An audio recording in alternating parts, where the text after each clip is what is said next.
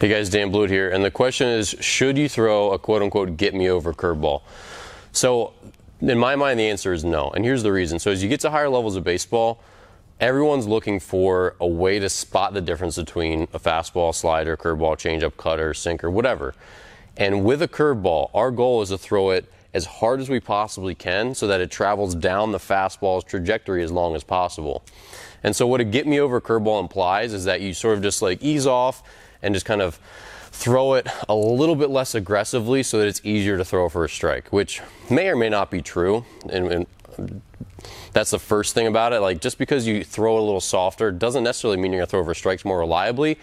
But what is 100% true is that when you throw the curveball softer and you reduce your arm speed, the curveball has to then pop up out of your hand a little bit more to have the same trajectory to then hit the same spot, right? So if you threw two curveballs, you threw one 80 miles per hour, and that's going to end up here, and another curveball 75 miles per hour that ends up here, the 75 mile per hour curveball has to go higher to then end up in the same breaking point. So the problem with the get-me-over curveball is basically what you're throwing is a easily telegraphed curveball that hitters will pick up quicker.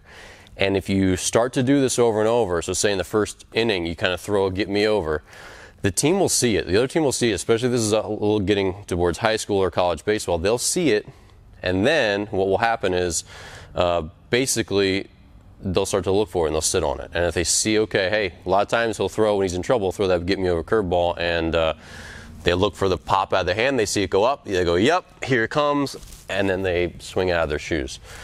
So the best thing to do is to always throw the same version of the curveball. Throw it as hard as you can, throw it aggressively, and then just change your focal point so you know my best version starts here when it wants to be a strike. My best version starts here when I'm going to bounce off the plate. So never change the arm speed. Always throw it 100% as aggressive as you can, because it only might take one get-me-over curveball in a tough situation for a guy to hit a 3-run bomb, and the whole game changes, and you're kicking yourself because you threw a curveball that was easily telegraphed, easily seen, and then you end up paying for it.